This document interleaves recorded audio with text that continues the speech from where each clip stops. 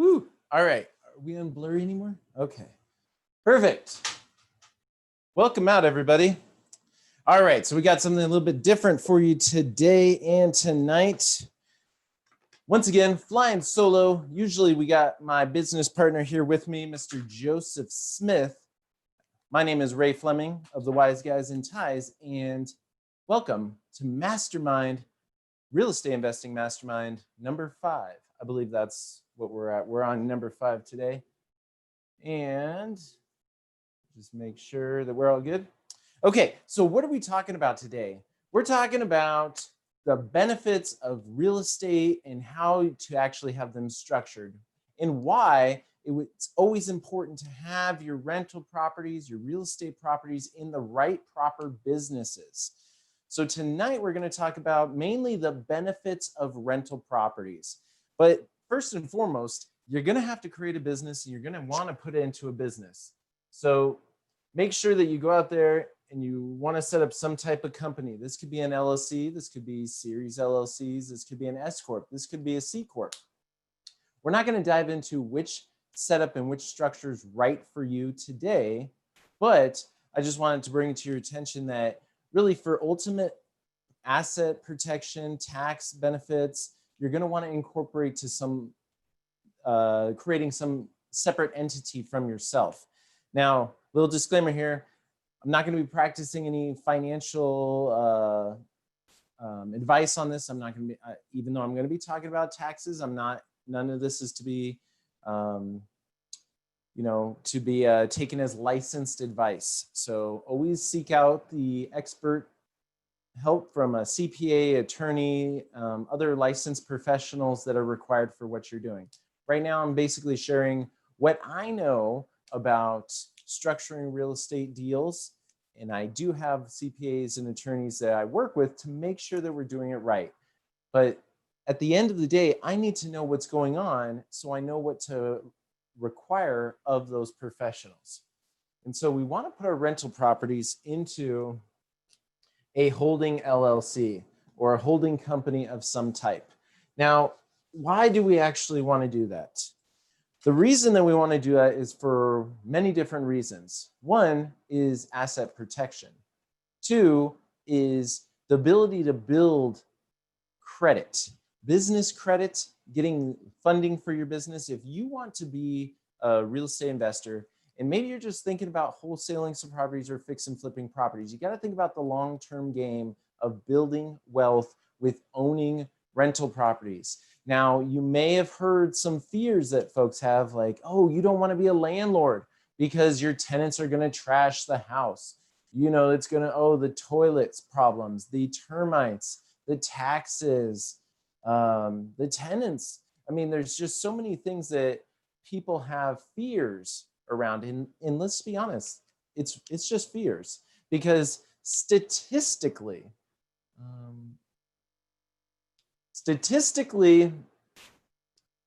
most people are good. So I don't want you to think that just because there's a couple bad apples, it ruins the bunch. It's not true.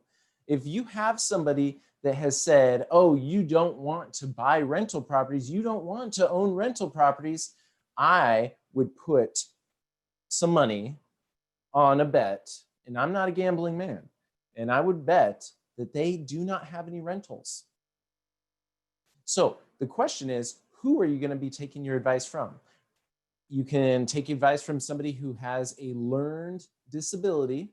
And yes, I said learned disability because there's a lot of folks out there who have heard something. They haven't experienced it for themselves, and they let fear creep in, and they have used that as truth. That is not the way that we want to do things on this channel.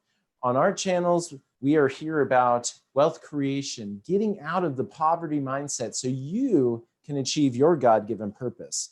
Now, I'm going to talk a little bit about this is why, I mean, it gets me so excited. This is why rentals are so amazing. I don't think you even realize how powerful rentals are. There's a true reason why every single wealthy person has stored their wealth in real estate. This is one of the biggest reasons why.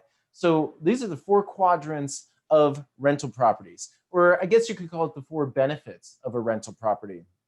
But the very first thing is Appreciation. Whoops. Appreciation. T-I-O-N. Appreciation, if I spelled that right. Appreciation. So let's take a look. Now, if we're going to be looking at a rental property, for example purposes, this rental property, it costs $100,000. $100,000. Now, of course, depending on where you live, you may be saying, oh, I can't find a rental property for $100,000. Or you might be somewhere where, wow, I could get a mansion for $100,000.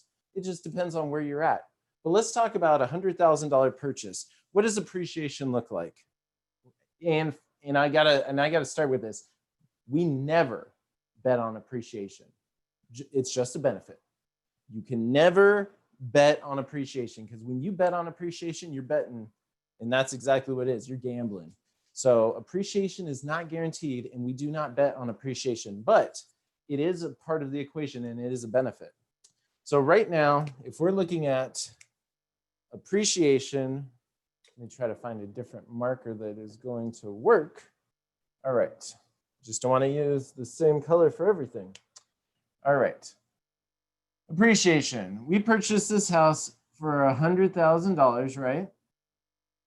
And then we were able to purchase that with 10% down, which 10% down is what? If you're in the comments section there, it is $10,000. So at $10,000, we're purchasing this property. That is our down payment for this property. Make sure you can see that. All right. Now, the average appreciation is usually around 5%. So we invested $10,000 to get this property. Appreciation at 5% gives us what? An annual $5,000 of value created in the appreciation. And that is so hard to see. So I apologize. Let me find something darker.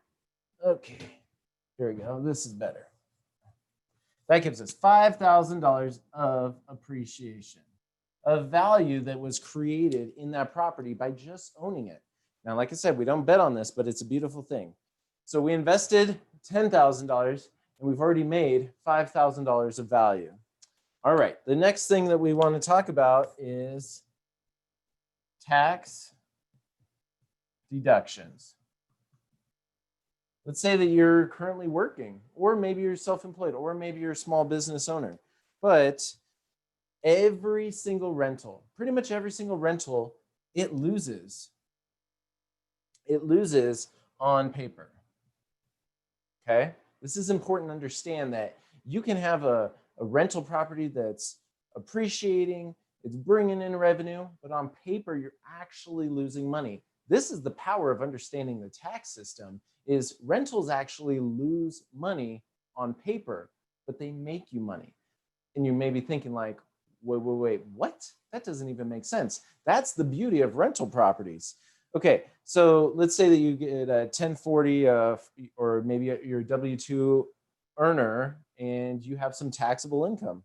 Well, so the average rental on an annual basis loses anywhere from $6,000 to $8,000. That's what comes out on paper. About $6,000 to $8,000 is your losses on that. We should probably put that in there. $6,000 to $8,000 loss. Now, that means that it's going to reduce your taxable income by $6,000. And before we go into what your deductions are, I mean, if we're looking at 30% taxes, that means by just having this and taking the losses on that, that's $2,000 of tax savings on the deduction side. That's $2,000 of taxes that you did not have to pay on your money that you've earned from your job or that you had income from. Isn't that phenomenal? That's pretty exciting. $2,000 right there. But wait, there's more. We're talking about the 4 benefits of rental properties. So the other thing I want to talk about is when you have a rental property, somebody's in there renting it.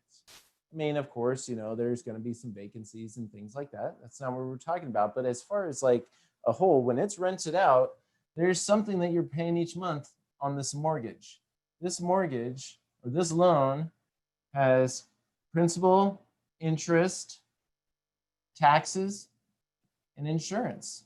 We call it the PITI, principal, interest, taxes, and insurance. So you're going to be paying those things, but all right, so let's say that the rent on this is, as we start to have, okay, so as your renters are making their payments, let's just factor in that, you know, just obviously there's rents depending on the area, it's going to vary. But on average, about with a $100,000 house, you're going to have somewhere around $2,000 of that rent that has paid down your principal balance. Okay, so some of the rent went to paying for interest, some of the rent went to paying for taxes, some of the rent went to paying for the insurance. But then the other part of that is about $2,000 a year is getting paid down on that loan. So there's $2,000 in equity that you have actually earned. So that's another huge benefit of, you know, having somebody live in there and pay down your investment property. So if we're looking at what did we originally invest? We invested $10,000, we got a loan. So this $2,000, that's a 20% return on investment. We have 5,000 there. Well, that's even bigger. That's what? That's 50% return on investment. And we had the tax savings right there. That's another 20% return on investment. Remember, we've only invested $10,000. We had good credit. We bought a rental property and we're putting it into use. Now, of course, if you're renting it out, there's always that, it kind of depends on where you want to be, what your risk tolerance is. I shoot for about $400 of cash flow per property. And so let's just factor in that your cash flow, so the property or the profit that is coming off of all your payments, the cash flow is $1,000 for the year. Remember, we're just looking at an annual. So out of all the extra money that you made on your rent, you may think, oh, only $1,000. Well, that's what, 10% return on investment. This is where most people look. They're like, okay, well, if I do this whole rental, I will get 10% return on my investment because I'm cash flowing about $1,000 a year. No. There's so much more here. But what is this? If we factor in how much is being paid down on the mortgage payment, if we also look at how much is in appreciation, you know, your area could be appreciating faster. It could be not appreciating as quickly. But then there is the tax deduction aspect of it. There's the depreciating of that asset over time. This is powerful stuff because when you add all this up, what was your return on investment for the first year? If you're following along, let's see, what do you got? If you're in Zoom, I'm coming over here to the computer to see who's in the Zoom. Who's in Zoom? All right. Whoa. 100%. Yes, Christina, good job. Yeah, 100%. That's insane. Okay, so you got a rental property, you put it all together, and once it's all together in a package, your return on investment is 100% ROI. And that's, you know, having a management and process as well. I mean, you don't have to manage this yourself. I don't manage my properties myself, and you shouldn't either. But this is some serious power. If you understand the power behind, not necessarily, I mean, appreciation is great, but let's take that out of the equation. Let's say that the values fell. Okay. Do we still make a 50% return on the investment when the values of the properties fall? Yeah. But over time, does real estate always come back? It does. I mean, if you look at what happened 2006, 7, and 8, people thought, you know, that was horrible. There was, you know, the crash, the values crashed or whatever, you know, but over time, they've now recovered. The next time it crashes, and yes, there will be the next time that values go down again. That's okay. It happens. It's a wave, comes and goes, but that's okay because you don't need to freak out. You don't need to sell because you're still going to be able to make, when values fall down, you're still going to be able to pull in 50% return on your investment. That's a beautiful part. And so as you move forward, as you have your renters paying down your debt, that just means you're building more equity, and you should plan on holding this for at least 7 to 10 years. You know, if you're buying at the top of the market and then all of a sudden there's a downturn, that's okay. Rental is not something that you plan to get rid of quickly. You want to have these for a long period of time. The longer, the better. If you start to implement some of the credit banking strategies that we talk about on Tuesday night, in the course of that 10 years, get this thing paid off. Your goal should be to buy a rental property every single year. Every single year. There's no reason why you can't. You know, if you're wondering, well, I don't have any money, trust me, you got to be plugged in. If you're on the Zoom call and you haven't plugged into the Wise Guys and Ties YouTube channel, or if you're on the Velocity channel right now and haven't plugged into the Wise Guys and Ties YouTube channel, go over there. We're talking each week about how to buy properties without using of your own money or credit, how to use self-directed IRAs to help other folks invest in rental properties. Let me tell you this. If I want to split this return with somebody, are they going to find a better return in the stock market? I don't think so. You know, over time, this is going to be building wealth. And, you know, if you follow up on some of our previous videos, that we talk about how you can help folks understand to do this in their retirement. So if you don't have any money, partner with somebody that does. Or like we were talking about at lunchtime today, build business credit on that business, because the power of business credit is extremely important. When all of this is wrapped into its own company, you have the concoction for success.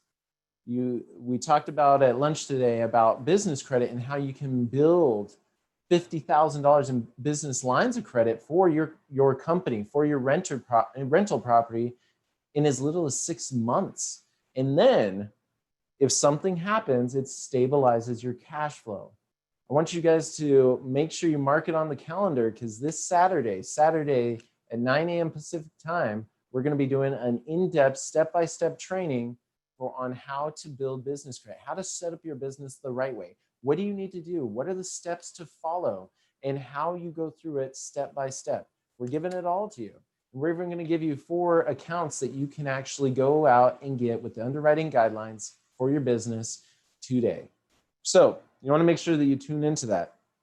Now, before I move on to anything, I want to just see if anybody has any questions about any of this. So let's see, we got a question from, all right, so we got Jessica's got a question. If I have a rental and then create an LLC, can I put the rental under the LLC? Absolutely, absolutely. Let's talk about that real quick, because the house that I live in, so, you know, we're doing things a little bit different today. My partner, Joseph, he's been running around. He's got some business of ours that he's helping take care of. And so, of course, he'll be back next week for credit banking. Actually, you know, you'll see him Saturday. You'll see Joey Saturday. But, and he might even be in the chats. I'm not sure where he's at. I know he was driving all over across Arizona today. But, okay, so let's say that you have a rental property, or you have a property, because I know we're going to talk about that today. You have a rental property, or you have a property. Let's say that this is your home. Actually, I'm going to use a different color. If you have a mortgage, if you have a house, you may already be halfway there. Now, of course, this is one of those things that make sure you know what's in your contract. Make sure, because this is important to understand. I don't want you guys to do something that might trip you up later. But in most contracts, that if your ownership has not changed more than 25%, it does not activate the due on sale clause, because one of the big things that we do is we purchase a lot of properties from auctions, foreclosures, and we also try to help people who are in bad situations get out of the properties that are going to foreclosure. Because if it goes to foreclosure, guess what? Usually it's going to get bought up by some, large investment group, and they're just going to file with their attorney. They're going to have the constable show up, the sheriff show up after, a week or two and kick you out to the street, when basically you're left with nothing, no house, and no place to go. When I work with somebody, and when I, as a real estate investor who is a true problem solver, find somebody that's in a hard situation, I work with them. I let them know their options. It's interesting because people always think like, oh, Ray, you're just trying to take properties from people in bad situations. No, actually, I'm trying to help them, because you've never seen somebody get kicked out of their house. You've never seen them forcibly have to put all of their furniture in the front yard on the curb. And if they don't, they go to jail. It is a truly sad sight. But that's what the law is. I mean, they had plenty of opportunities over several months to figure something out, but they ended up at that point. My job is to not have people get to that point. I don't want people to be there sitting on the side of the street with no house, no money, and nowhere to go. I can come in there, and so can you. If you learn about how to help people in pre-foreclosure, you can go solve their problem. Before they get kicked out on the street, come up with a way to buy their house from them. They no longer can afford it. That's not our fault, but what we can do is provide them a solution to buy that house. Now, that's just one way of buying houses, but let's say that you've already bought a house. However you acquire this house, whether you just took it over from somebody who couldn't afford it, or you went the traditional route, maybe you got a first-time home buyer credit, or it's an FHA loan. It doesn't matter how you acquired your first property. It matters that you have one.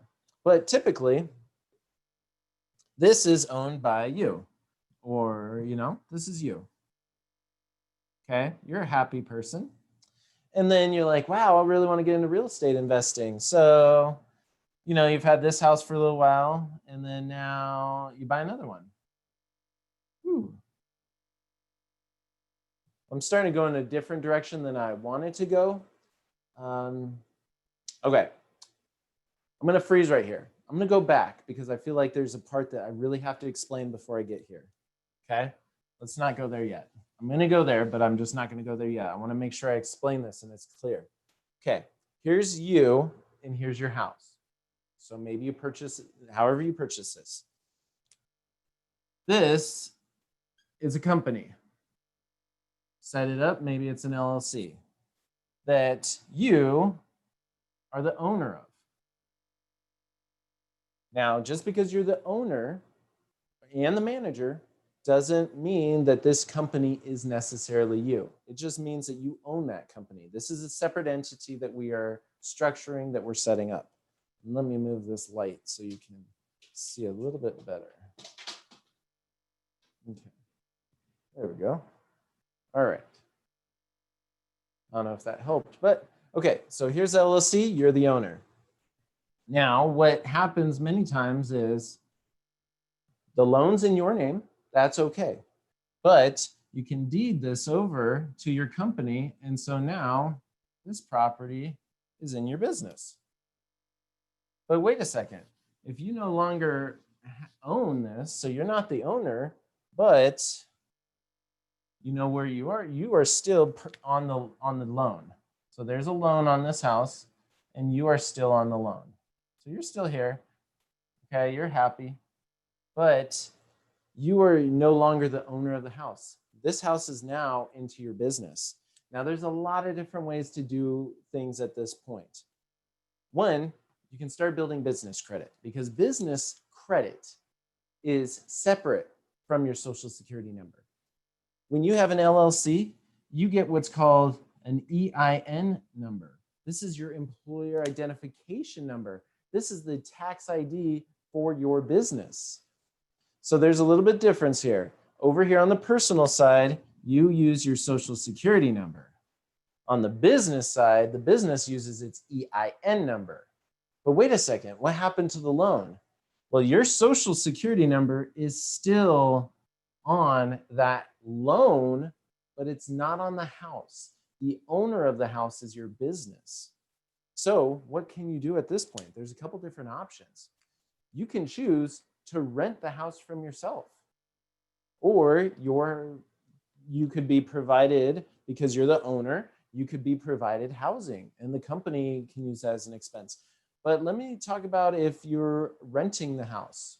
Can you rent a house from yourself? Absolutely. You could rent the house for $1. Or you could choose to rent the house from yourself for $2,000. Well, why would you want to do that? So let's talk about that. If you have to pay this mortgage, and let's say that your mortgage is $1,200 a month. So you're going to have to pay that mortgage regardless. It's going to come out of your personal pocket. Well, if you rent your house from your business at $1,200, okay, so you have to pay your business $1,200 for rent, then this business has to pay that loan, right? There's not really any difference there. It's kind of like it's just kind of transferring across and going into there.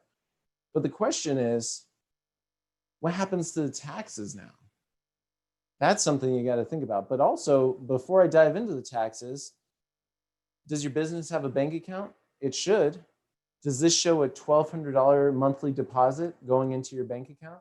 Yes, it does. Now, this is not classified as income. There's a couple, you got to make sure that you're classifying this the right way. We don't have, all the in-depth time to go over through all the accounting of how this actually plays out. But there's 3 crucial components to building business credit. Now, I know some of you on there, let's see, who do we got on here? Some of you on here been around, you know how to build business credit. What are some of the aspects of building business credit? Okay. Yes, to be able to get loans, to be able to have your business get funded, you need the first cash flow. So you literally are starting to deposit funds on your own house. And that's starting to show a track record of cash flow, of banking deposits. It's starting to build a good banking history for your business. Now, if you're just starting a business and maybe you're like, oh, well, eventually I want to open up a salon. So imagine this. You want to start a hair salon. You can't just go out there and get a bunch of money. But what if you start your business now and your house is starting to create this cash flow for you? And so over time, there's a few things that you now have. You have cash flow. You also have collateral. Because now your business owns an actual asset. And now you need to put in credit. Now, how do you actually put in credit? Well, that's what we're talking about on Saturday. I'm not going to go into depth on business credit and how you build business credit today, because that's what we're going to be going over Saturday morning, 9 a.m. Don't miss the training. But this is one way that you can actually start to grow a credible business. And it sounds almost like, I don't want to say it sounds, it almost sounds like you're doing something that's not totally right. But the great thing is the wealthy understand this. The wealthy move assets in and out of companies all day long. What they do is they move assets and build companies and create this fundability. And then all they do is they take these assets when they've done that and they move it out to something else. Have you ever seen, and they'll move it to another business. Here's another LLC.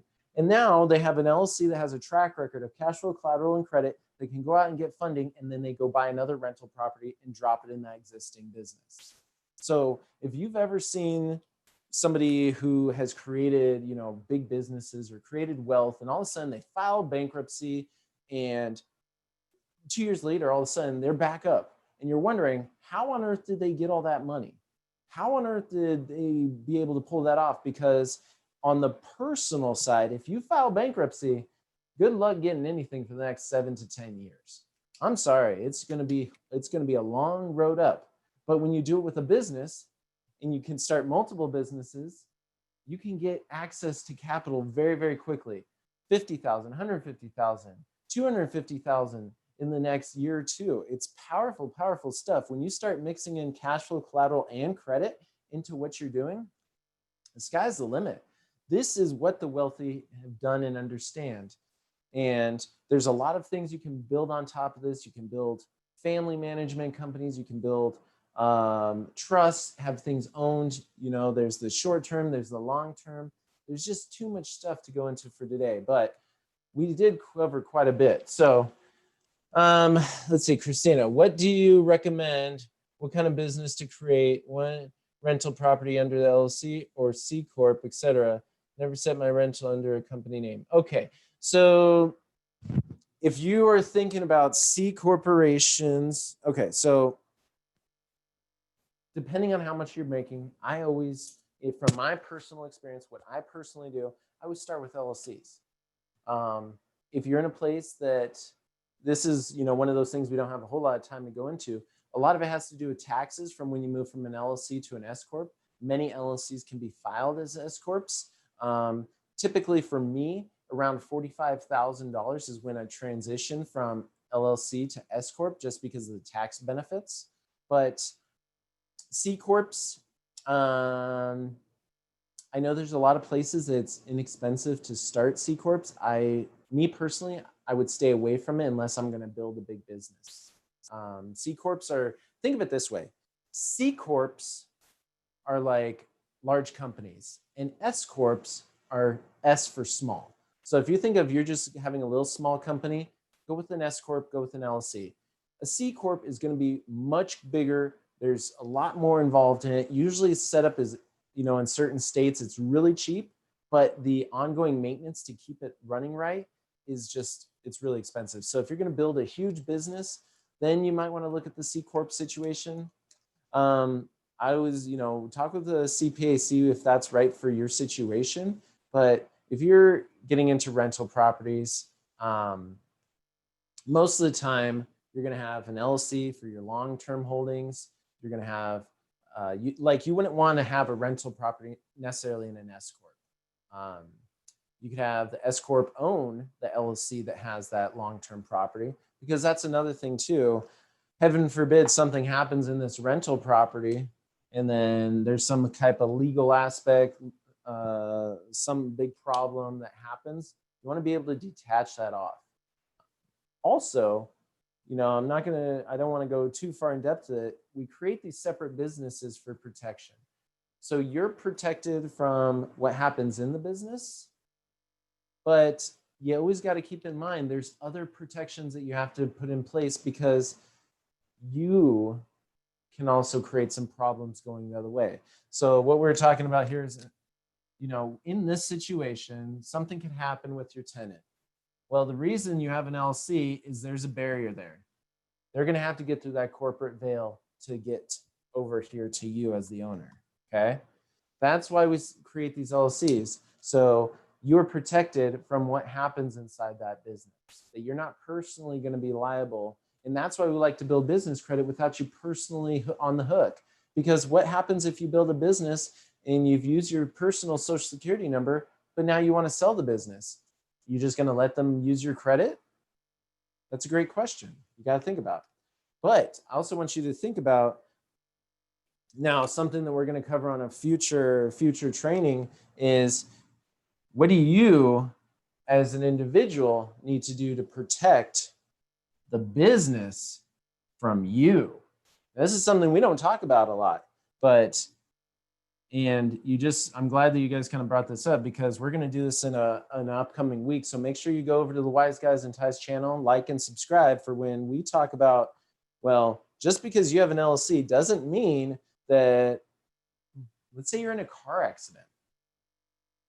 Actually, this is a great question for you and you folks in the mastermind. Let's say that you're driving. The example I like to use, you're driving on the freeway and it's raining. There's a landscape truck in front of you and a wheelbarrow falls off that truck. You swerve to not hit the truck and you hit the car next to you, but you're just trying to avoid, you know, some bigger accident. The landscape truck is long gone. whose fault is it? Many of the times you would be at fault. I would say most of the time they're going to say that you're at fault. You failed to control your vehicle.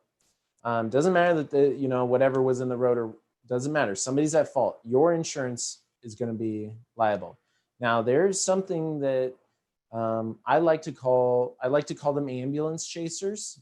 It's the injury attorneys. Ultimately they're just doing their job.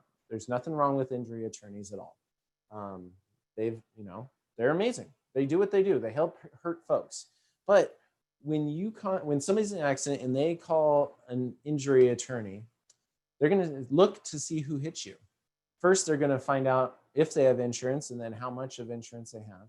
Second, they're going to see if they own any assets. They're going to look to see if they have any businesses. They're going to look to see if they have any rental properties, typically in their personal name. That's why I'm always against you owning rental properties in your own personal name, because that's the first thing to go, because it's not protected.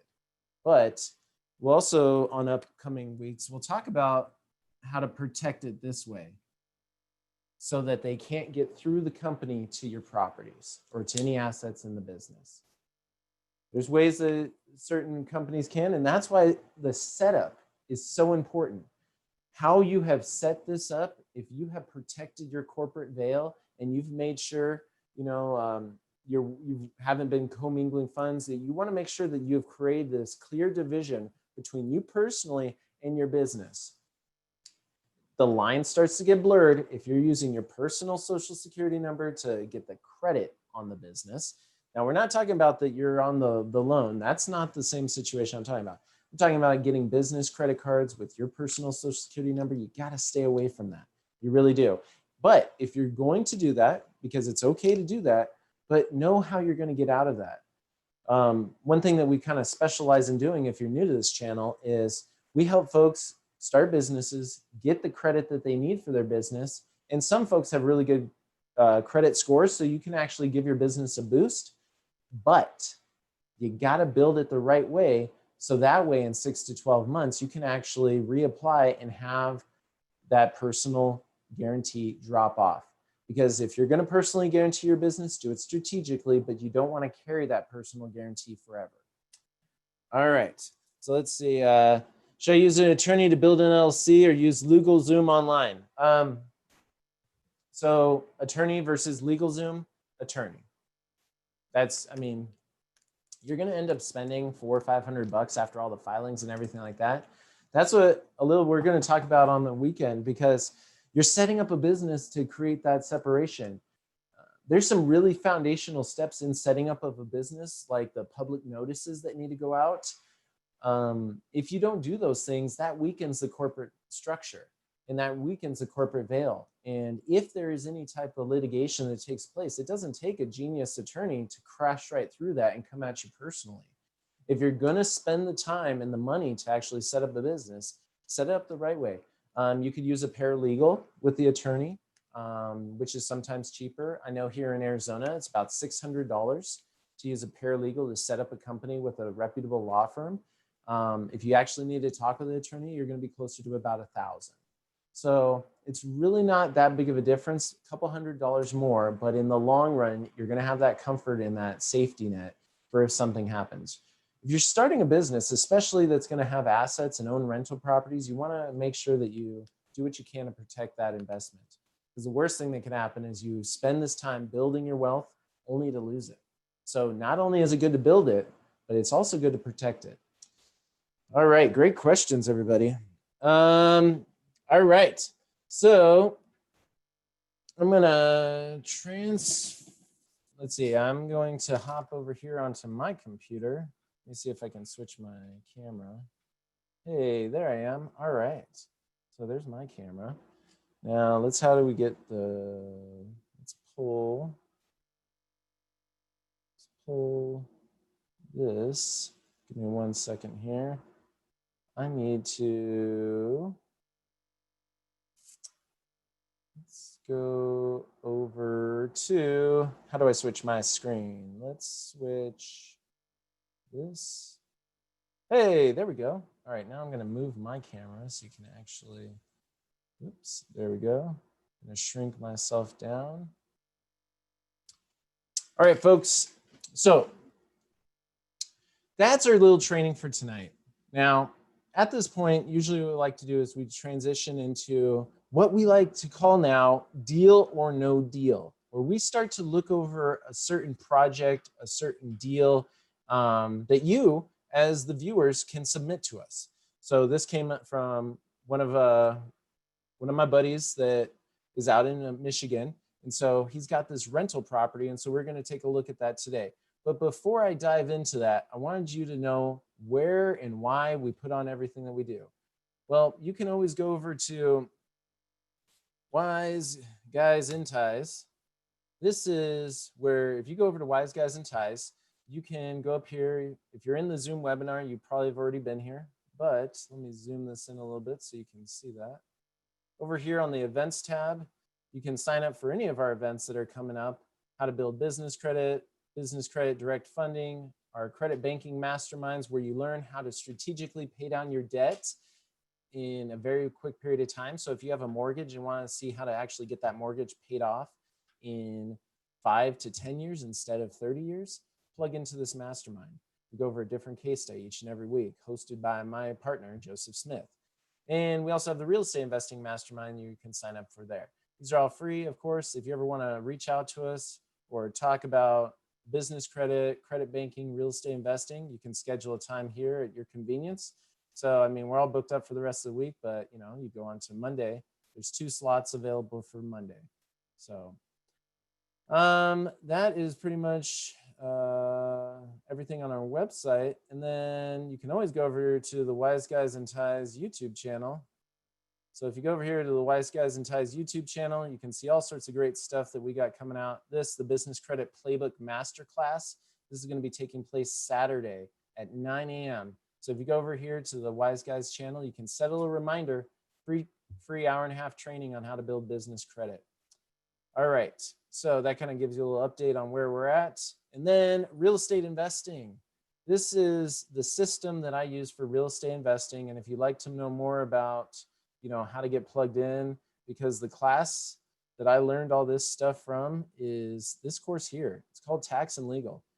Have you ever heard of a guy named Mark Kohler? So Mark Kohler is a genius, and I recommend you go check the guy out. Is this all backwards, or let's see here. All right, no, it looks pretty good. Okay, so Mark Kohler, he's a genius. He taught me everything basically about tax and legal structures. So if you go down this, you can look at all these different trainings you can go through, and putting your family on payroll. This is a 20-minute instructional course. I mean, the whole course is about 14 hours. But what's really cool is you can learn all the ins and outs of business structure, about rental benefits, about the tax deductions, not so you do the taxes and the asset protection yourself, but you understand what to actually do with the right professionals. This system's called Renatus. If you want to know more about this, you can go over to our website. It's followustofreedom.info. I'll put that all in the description for you guys so you can have that as a resource. But I encourage you, if you want to get into real estate investing, plug into our our private webinars that we do every single week. We have now masterminds going on almost every single day on rentals, on fix and flips, on all sorts of different things. But tonight, we're going to take a look at this property over here in Michigan, Detroit, Michigan. So some interesting things as I was checking out this property in Detroit. Now, this system that I use is from that real estate investing education company. It's called Renatus. Now, this system is called Renatus iOS. You can only gain access to this if you're part of the training that we're the Renatus education company. But I use it to evaluate all the projects that I look at, basically. And so to look at this project, let's take a look. So one of the guys I'm working with, he has this as a rental property. And so I'm just trying to figure out, hey, I bought this, back in 2005. It's been some time, wanted to kind of see where the values are at. So the first thing I wanted to do was run some comps and an evaluation of this property, which is really cool. If you look right here, can run comps and evaluation. It plugs into MLS. And so as I was like picking out some comps, because trying to find, since I don't live in Detroit, I can actually analyze it from Tucson, even though it's halfway across the country and I've never actually even been there. It gives some suggested properties because we're trying to find properties that are similar in size, shape. Now, the only thing that is a little bit harder is the demographic of the neighborhoods, because sometimes moving over one street can change dramatically. So what's really cool is I put the address in and it starts to pull up a bunch of properties in this area. And this is in the greater, Detroit area. So it goes down to here and, maybe across this boulevard, those properties may be outliers, but the green ones are ones that are selected as comparable properties. Now, these are within about a 1 to 2 mile radius. When there's not that many nearby, then you have to kind of spread out and go a little bit greater to find a good comparables. Now, so as I went down through this, you can build a report. In this report, automatically pops up. So, some of this information I haven't fully completed as I go through the process. This is just a quick little evaluation that I was doing. But on this shows, okay, so here's the address. Now I know that the property is a 3-bedroom, 1.5 bath. Shows what it's at, where it was built. And so after the comp evaluation, looking at about $29 per square feet is the comparables for this area. About $54,000 is what it would sell for in decent, in market condition right now. Now, if I pull up my notes here, I'm going to show you some of my notes. I pulled my notes over to my Mastermind sheet. And so these are all the comparables that I outlined. And so some of these were 2-bathroom, 1-bathrooms, but they're all very similar in size. And you can see the prices were all over the area. So there's some, especially houses being built in the 20s, the conditions are not going to be apples to apples. I mean, there's some that are completely dilapidated, and then there's some that are absolutely redone. And so if we look at like a $55,000 house, okay, let's see what this one looks like. This was $55,000.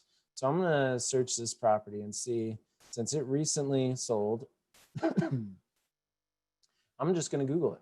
Let's just Google this property and see if we wanted to sell this house today. And, I could just pull this up on Zillow or something like that. So it sold 4 months ago. 4 months ago, it sold for $55,000. Now let's see if we can find any pictures. Oh, I love it when they have actual pictures, but maybe this property won't have pictures. That's okay if it doesn't. But I like to see if I'm thinking about selling something, I want to find something. So this is what it looks like from the outside. I want to find something that, doesn't look like there's any of the MLS pictures up on that property. So let's go find a different one. So that one's 55. Here's a $45,000 one. So this Trowbridge Street, and I've never been here, so I have no idea if I'm even, if these neighborhoods are exactly the same. They all kind of look similar, but it's hard to tell. Let's see if we got some pictures of this one. Okay, we got a few more pictures of this one. This is 45,000, and this was purchased about 4 months ago as well. So we can't see any interior pictures, man, but we can figure out, well, I guess if we needed to sell it, we could look around, but roughly with all the comparables that I ran, which is basically finding houses that are similar size in the similar area, averaging those out, the average was about $34,000. When I averaged them out. But some of these were really, really bad shape. And after really running, after running the comp evaluation, if it's in great shape, then we are looking at around, $50,000 to $54,000 sale price right now. If it's just okay, it needs some work, then we're looking more around $34,000. So I know this property was purchased for $40,000 back in 2005. But right now, as long as it's in decent shape, yeah, it looks like it could pull closer to 50 right now, and it looks good. So with that, now I don't even need to see any of the pictures in the inside, but it does give me a framework to work off of. Because the other thing is, I know that he's been using this property as a rental. So what is the rental in that area? So I like to use this site Rentometer. It works in some areas, but some areas it doesn't necessarily work out very good. But I can take the address that we're working with. Where's that address? Okay, so this is the address. And if you've ever wanted to know and see like what things go for rent in the area that you're in, I love using this rentometer or rentometer, however you want to call it. So all you have to do is put in the address here. So rents, you know, I don't know. I mean, a $40,000 house, I mean, maybe it's $400. Let's just say, you know, $400 for a $40,000 house, $400 a month. We got 3 bedrooms, 1.5 bathrooms. Let's analyze this address and we'll see what the, oh, man, that looks good because, I mean, there's houses here in Tucson that are, you know, $150,000 that you only get $800 of rent. But look at this, the market average in this area, $794. Okay, so what I like to do now is, now that I know what the average rents in the area is, let's see, let's just round it up to 800 for demonstration purposes. But let's say, okay, so original investment was $40,000, and that is really small. So let's zoom that in a little bit. Oops. Original investment is $40,000. Okay. Now I know that he's had it for quite some time, and I believe he's pretty much paid it off now. But let's talk about that. Let's say that he hadn't paid this off, and he's just buying it right now, today. So in order to get that investment property, and you know, we're just going to have to pay, let's say that we have to put 20% down. So 20% down payment is what? If you're on here, help me with the math. Okay, so 20% down payment is what? What would that be? Okay, oh, Mark's in here. He says he rents it for $750 a month. Nice, that's excellent. Good stuff. All right, so he's on the call right now. $750 a month. Good job. I like this property. I like this investment. You're able to get $750 out of that a month with an original investment of $40,000. Let's say that you had to buy that today for $40,000, because I'm seeing properties around there now. You know, I always recommend you start out investing in your local area. But there were some properties in there that are selling for $15,000, $20,000 that obviously are going to need work. But if you could get a turnkey rental for, you know, say $50,000, then is that a good deal? We need to put 20% down. That is, what's 20%? That is $8,000. Thank you, Christina. $8,000. All right, so that's what we're going to need to come out of pocket. And I'm going to make that red. So that's our down payment. Okay, but Mark, since you're on the call, you're getting $750 a month. What would you say is your yearly maintenance expenses? So how much does it cost a year to keep, to, you know, maintenance, upkeep, all that aspect of it? Because that's something we're going to have to build into this. Now, also, let's run some numbers on what a monthly payment would be. So I'm going to bring up a little calculator while we're doing that. Where's my trusty loan calculator? So give me 1 second as I open up my, where is my credit banking calculator? Okay, give me 1 second as we pull this up. All right, folks, just taking a second here to pull up my trusty calculator. And of course, as we're starting to go over this deal, if you have any questions, please shoot them out. All right. And then let's see if Mark's got, if he doesn't have his I don't know, roughly what you're going to spend every year. I'm going to guess, while I'm waiting for him to punch that in, I'm going to guess that yearly, you know, budgeting at least $150 a month of maintenance. Roughly, I'm not, you know, that's just a guess.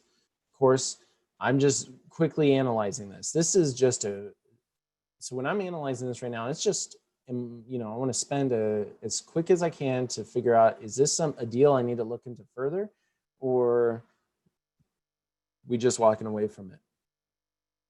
Okay, so calculator.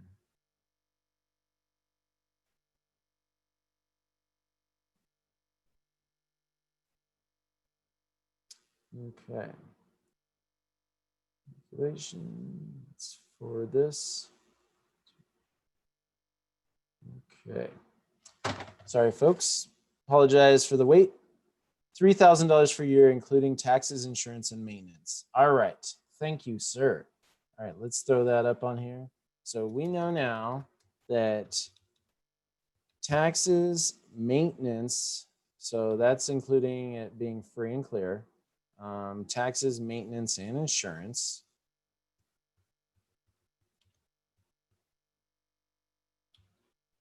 Oops.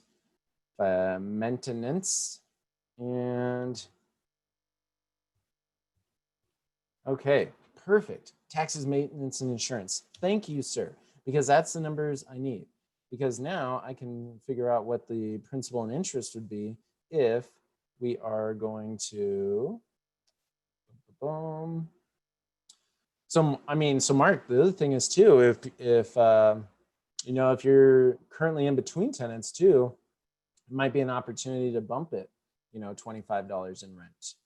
So, but I guess it just depends. If you already bumped it, then either way, $750, but going up $25, that'll make a difference in that yearly cash flow. All right, so here we go, folks. We are pulling up our handy dandy credit banking calculator where you can see how quickly we are going to get this thing paid down. All right, so here's our credit banking calculator. Now, what I'm going to do in here is I'm going to put in, let's say that, let's go back to our notes. If we had to buy it for $40,000 and we are putting, oops, there we go. No, get back here. All right, so, whoa, where are we? What just happened? Man, I'm all over the place. Look, Joseph leaves me alone, and I don't know how to control everything. This is just, all right. So taxes, maintenance, insurance. So if we're putting $40,000 a loan, but $8,000 down payment, that means we have a loan for, who's in the math? Who's on the math? That leaves us with $42,000 is the loan amount, right? Okay, so we got a $42,000 loan. We're going to leave it at the 4.25 interest rate. We are looking at a new 30-year mortgage, so 365, not 360, 360. There we go. 360 months. And let's just put down here, we're not talking about any cash flow right now, free cash flow, but we're looking at, all right, total interest paid. All right, now I need to go over here. Where's our monthly payments? Give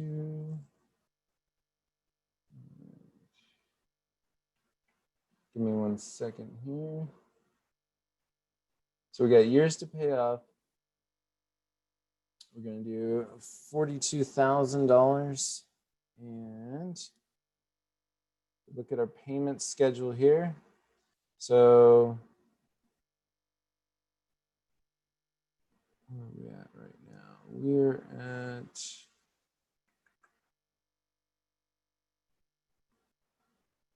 not HELOC chunking, 6,000. All right, so 6,000. We're going to round it up. And it's okay. So $206, not including, so 206.61 cents, if you see that right here.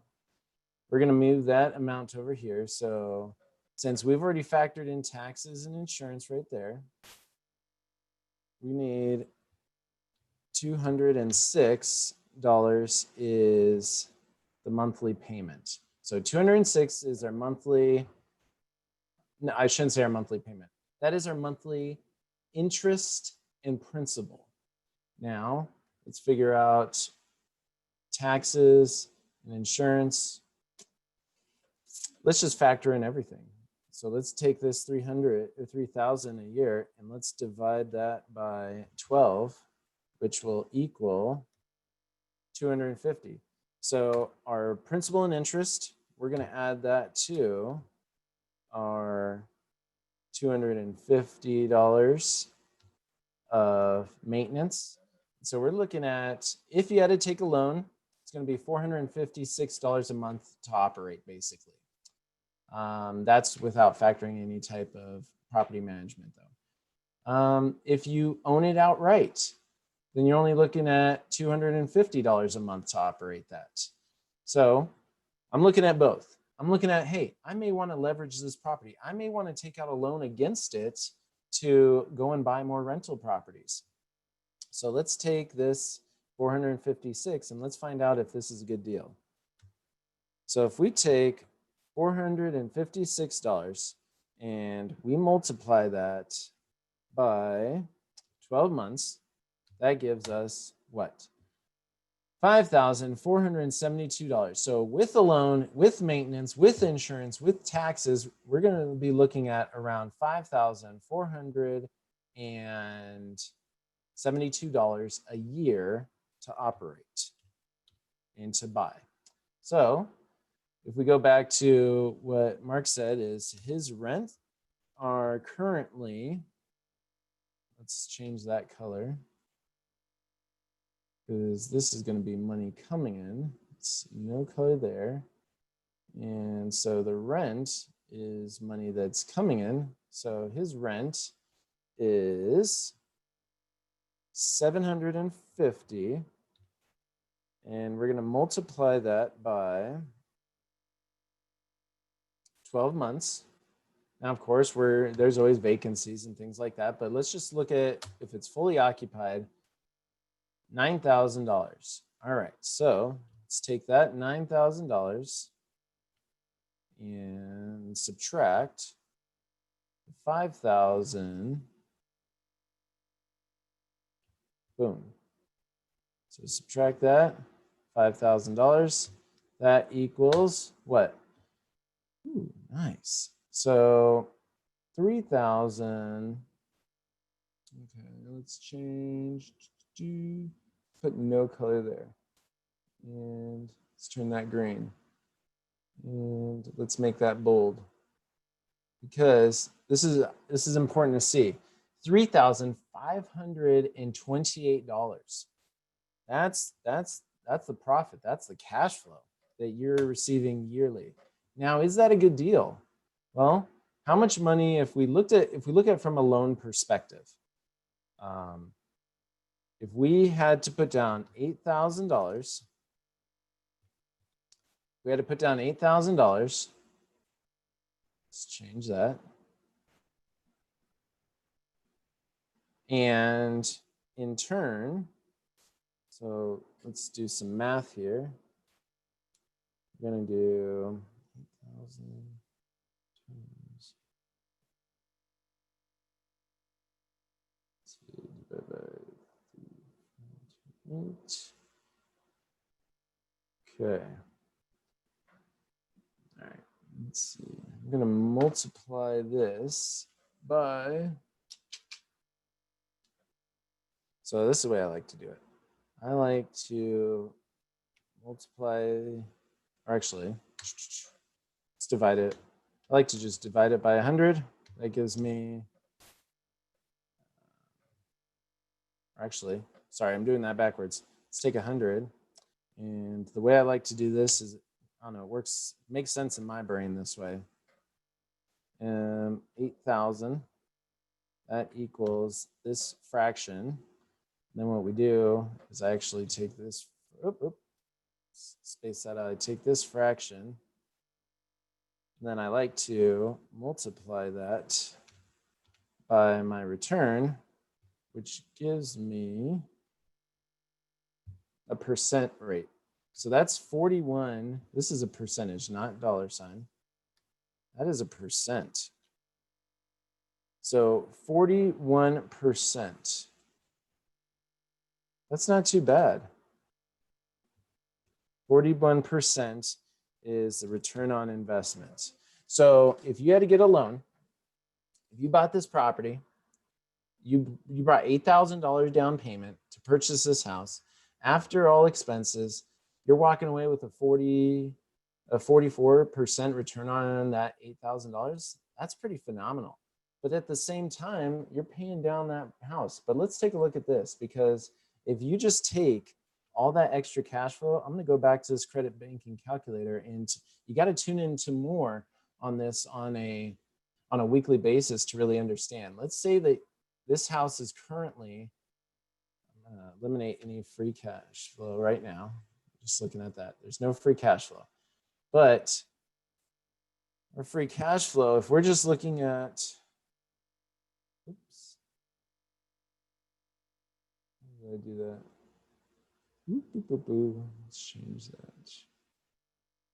Okay, so what you're looking at here is what we call our credit banking calculator. What this does is this helps us to figure out, why aren't you working for me? All right, let's go back and we'll just manually input it. All right. All right, so manually, I'm going to input in our cash flow, which is, what was our cash flow? So after all expenses, the money that we have, that's our cash flow. We're currently sitting at $3,528. Okay, that's our free cash flow.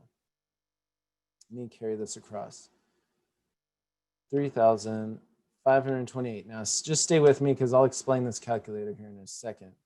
But 3,528. And if you've been part of our credit banking masterminds, you've seen this calculator before.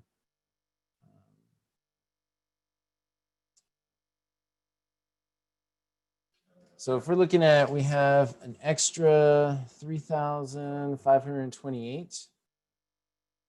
Let's look at here, debt payment. We can change this a little bit here. We're going to look at, let's subtract out everything. Total payment is, oopsies. What I want to see is if we just took all of our cash flow, let's see, if we take this, we're going to take this amount, we're going to divide this by a monthly basis, because that's what we're looking at here. Since this is done on a monthly basis, we're going to divide this by 12. That means we got an extra $294 of cash flow a month. Okay, so now I'm going to go back to the calculator here. Extra payment of $294 a month. Okay, so if what you're looking at here is the way it currently is, you know, $42,000 loan for 30 years. That means it's going to take 30 years to get paid off. We're going to end up paying $32,000 of interest. If you start to implement the credit banking strategy, also, you know, I'll show you how you can, if you plug in on Tuesday, the credit banking strategy, we talk about how to make all those extra payments to your mortgage, but not just putting the cash there. We don't want you to just put your cash on that mortgage payment. We want you to convert that so you can use it if you need it. Now, I don't have time to explain what credit banking is today, plug into the Tuesday night training so you can understand how that works. But the principle behind it is taking all your extra cash flow and putting it towards your debt, but still retaining access to it. Because if you just take your cash and you pay your mortgage, that money's gone. It loses all of its buying power. So the principle behind credit banking is to understand, take all your cash, put it on your mortgage, put it on your debts, but making sure you still retain access to that cash if you need it. Might sound really confusing right now, but like I said, plug into that training because it's mind-blowing. All right, so if you start to implement the paying down, because right now what you're seeing is we're putting all the extra cash flow towards that pay down, that property is going to get paid off in 8 years. 8 years. And then you're being, you know, Mark's situation now where he's owned it for what, about 14, 15 years now. It's free and clear. In this case, you could buy this today and get it paid off in 8 years with just using the cash flow coming off the property. But let's take a look at what Mark's currently working with. Mark doesn't have any expenses except for that $3,000 a year of expenses. So where Mark is right now is he's sitting here. I'm going to come over here. When it's free and clear, and you got a rental property, let's just look at that. He's bringing in $700 a year, which works out to, or let's see, $750. Now, folks, there's other calculators you can use to analyze all this. I'm just kind of showing you what my mind goes through as I start to run numbers, what I'm looking for, what I'm trying to find here. And so I'm going to multiply it on a basic level by 12, which equals $9,000, which we had already figured out over here. And so that $9,000, but his $3,000 of expenses, we got to subtract those out. So let's take that $9,000. Oopsies. And we're going to subtract out our 3,000, which is fairly easy to do. That'll give us our $6,000. But I just want to put it on the board here. That way we have it. So we're going to subtract out the 3,000, which will ultimately give us our $6,000.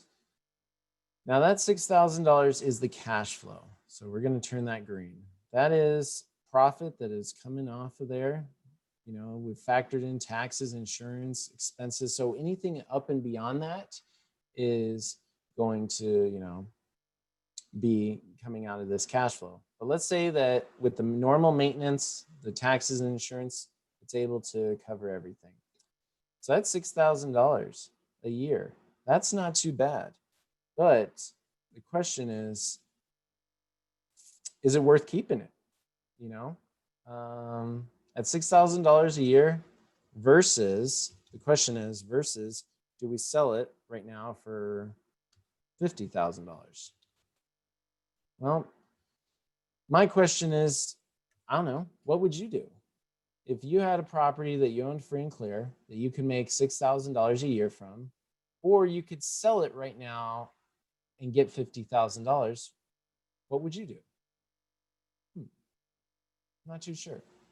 I think this is a dilly of a pickle because I'm looking at, you know, it's free and clear, $6,000 versus I could sell it. If I sold it for and made $50,000, I don't know, guys. I don't know. So what I'm thinking is maybe I leverage it. Sell it. Christina says sell it. All right. I know, but then we got to figure out what to do with that $50,000. I guess we could go buy two for $25,000. That's always an option. There's going to be some maintenance and fix them up that way. But why don't we do this? We talked about earlier about moving this into, we talked about having rentals in businesses. If you can move this into a business and start getting access to credit on your business, That's one way to do it. Any other ideas? On to the next. Yes, that's, I'm kind of torn through this. Yeah, Christine, I mean, $6,000. Well, let's see. What if we just look at what it actually is? What is $6,000 on 50,000? So 100, divide that by 50,000. What does that give me? Equals 2. I take 2. I want to multiply that by 6,000. That equals, I mean, it's right there. The value, that's a 12% return. Yeah. Mark's saying, I would use it to get line of credit, then sell it. So I'm kind of thinking, I mean, yeah, you're making 12% here. However, let's say that you put this into, let's see, where's my little drawing tablet here? Say that we put this into a house. Let's see, let's draw. Okay. Better than savings account. Yeah, 12%. I mean, yeah, I mean, if you put it in cash, I mean, that's the hard thing too. So we got this house. It's making, I don't know, 12% return on its value every year. That's pretty phenomenal. But if you, this is actually put into an LLC, oops, an LLC, which we're talking about today. This property's in here. That means you have a business that is producing $6,000 a year, or it's bringing in $750 a month. Yeah, with that, with the property, with the, you know, I might use this as like a pawn in the game. So with the cash flow, with the collateral and building business credit, that means you could access, let's see, let me type this up. How do we get out of drawing? There we go. That means that we could access, oops, I want to get over here. Okay. $50,000. $50,000 in business lines of credit. So you could get $50,000 on this bad boy in business lines of credit in 6 months with that. And then if you wanted to, you could take that property, like we were talking about earlier, take that property and move it out into another LLC. And so without even selling the property, you basically have pulled all that value out in 6 months. Then you use that to go buy up another property, because then you can use a third party to convert that credit into cash. And so you could literally just go and buy up another property in that neighborhood if you wanted to, or invest into somewhere else. You might be able to just use this as a little pawn to start putting in there. Now, once you put into one business and then you start another business, now you have 2 properties building business credit. Once you get, you know, the 50 grand that you need in those businesses, move them out, start new LLCs. So if you just start multiplying and setting up a new company each year and growing business credit throughout the course of the year, and then so you start with 1, you move to 2, then the next year you're at 4. Let's say we do this over 10 years. I mean, what are we looking at? First year, we have 1 property. Second year, we have 2 properties. Third year, whoops, and this is so small. You guys can't even see this. Let's see what I'm typing here. Okay. Business line of credit. So let's look at this. First year, let's move this over there. Okay, so to get $50,000 in business lines of credit, the first year we have 1 property. Second year we move to 2 properties. Then the third year, oh man, why are you doing that to me? Don't do that to me. All right, let's just copy this. Or we just do 3. Third year, how many is that? We got 4. Yeah, right? Seriously, we play Monopoly and keep buying. Absolutely. Yes. Yes, yes, yes. Absolutely. So Christina says, better than savings account. This ties into my next question. Should we play Monopoly and keep buying? Yes, the goal is, I mean, the game is assets. I mean, you want to get as many as possible. So think about it like think about the old way that people told you to save to create wealth. They started to stockpile money into their nest egg, right? So instead of having a nest egg, what if those little eggs are rentals, and each little rental starts to birth like, you know, it's a chicken. Each rental is a chicken, and it starts putting off more eggs and more eggs. And so when you get one, if you get a good chicken that's laying eggs, let's get it to lay some more eggs. You know, that's kind of what I'm thinking now. Like, hey, this thing is laying some eggs. Let's get to lay some more eggs, you know? Then we move to 8. This is, you know, obviously in an ideal world. Whoopsies. You know, now we're at 5. And then that leaves us with 16. And then, let's see, next we're going to have 6. So 6 years in, then we're at 32. Wow. We need 7. Let's go to 7 years. Just 7 years. Oops. 7 years. Then we got 64. Whoops. 64. Now, if you have the management in place to handle all this, then absolutely. See, I don't know if you could do this with cheaper, like in an area that the houses are $250,000. It may take a lot longer to do that. But let's say that, you know, you start building this and we're at 64. Let's just stop there. Let's say however long it takes you. Let's say it takes you 20 years to get 64. But, you know, systematically using business credit, you could get that done in 7 years. Let's just take a look at that. If you had 64 properties, and so I'm going to use it, 64. And if we multiply that by, how much were they making each year? Let's say that they were making, let's look at with the debt. We had all this debt in place. The things were still producing $294 a month. So let's look at that.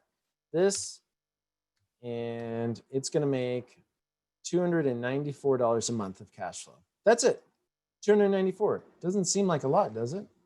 But at this scale, it's 18,000. Look, we throw another property in there, we're at $19,000. There you go.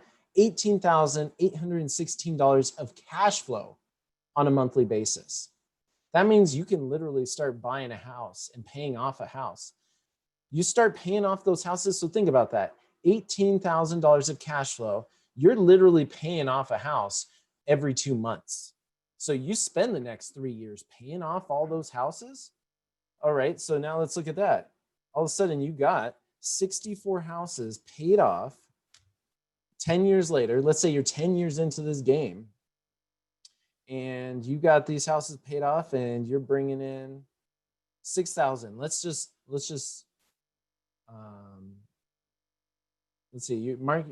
after expenses, $6,000. Let's tack on another extra $1,000 of maintenance on each property. So now it's only $5,000 they're bringing in.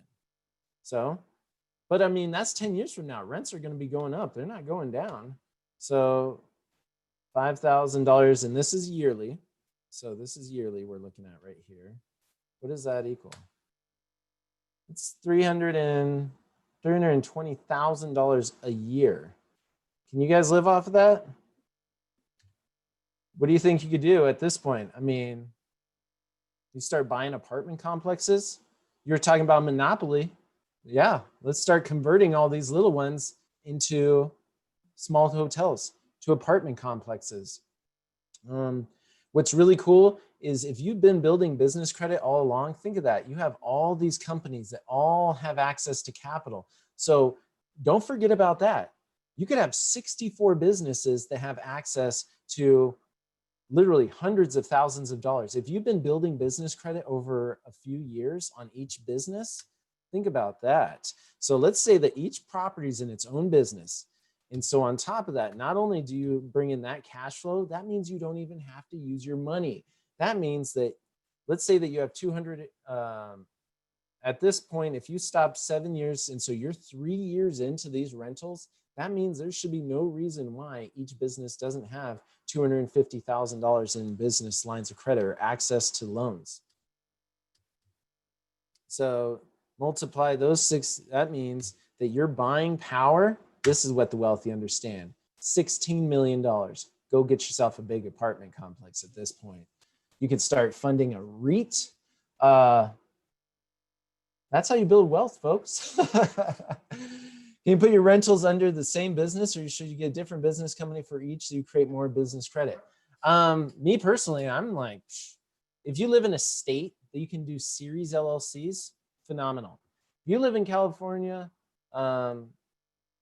it's hard because, so let me see. I believe, unless they've taken it away, which I don't believe they have, so they shouldn't have taken it away, but let me just verify.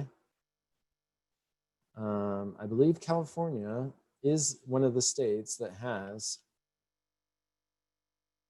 series LLCs. Let me make sure.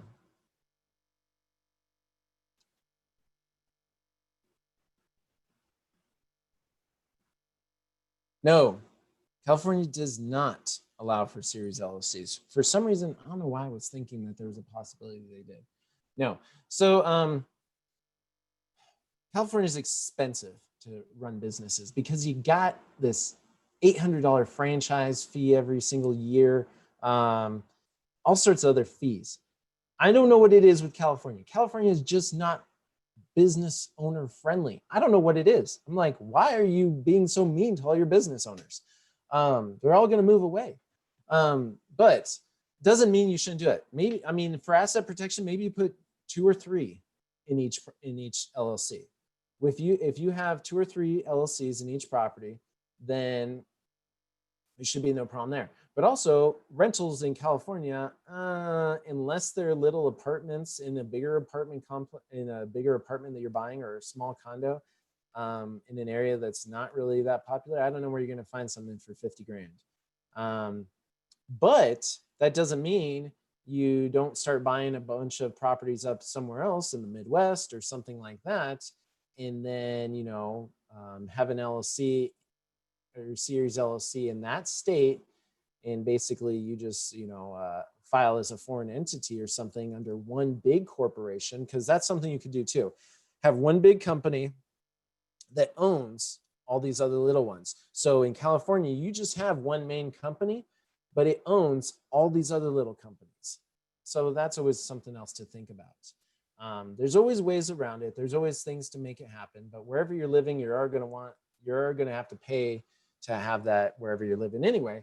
But I mean, if $800 business, you know, let's factor that in. So let's say that you do have all these in California, and you got servicing of that $800 every single year.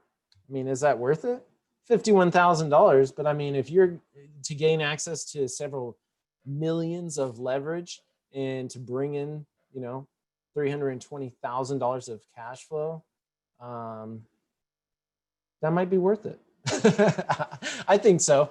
And you also got taxes and everything, but we already factored in all that taxes and maintenance. But then there's obviously income taxes and other things you got to think about. But you know, what's really cool about this is when you have this many properties, you can bundle those into collateral commercial loans. And so we don't have time to dive into that today, but I just want to put some of these things out. These are things that we talk about each and every week. So you got to get plugged into this, folks. You got to get plugged into this. Absolutely. I love talking about real estate. I love diving into this. Thank you, Mark, for sharing your property with us. I'm excited, dude. Rent it, let's leverage it. Let's build business credit. And I think that's what it looks like, the game plan, for sure. Because I mean, it's a chicken that's making money. So let me get some links here for you folks on some of the stuff that's upcoming here. This Saturday, I'm going to just share this directly. So this live business credit training that we're going to be doing. Oh, hey, I haven't even been on YouTube in a minute. I'm sure there's some folks on there. I'm sorry, since Joseph isn't here, somebody, I can only do so much. All right, guys, let me get this into the chat box. All right, so attendees, here you go. Here's the YouTube link to get a reminder for this masterclass that's going to be going on Saturday, step-by-step how to build business credit. So that's what we got there. And I know we're on so if you're not subscribed to the YouTube channel yet, go over there. Also, we're always on the Velocity channel as well. So Wise Guys and Ties, also the Velocity channel. Go over here, like, subscribe, hit the bell. Hey, there you are. You can see us all right here. Let's see who's on here. We got Daryl. We got Joseph. Hey, Joseph is on there. Good stuff. We got Rudy, Antonio. But make sure you guys get plugged into these masterminds. Oops, sorry. And also, before we go, I want to go down here and make sure you guys have another resource here for us. So something else. If you want to know more about like the weekly masterminds that we have going on, you want to know more about like our offline real estate investing community, because basically we're building this, group of investors all across the country. And so you can go to follow us to freedom.info. So if you go over to follow us to freedom.info, you are going to be able to see, oops, wherever that went. Follow us to freedom.info. I'll put that in the description as well.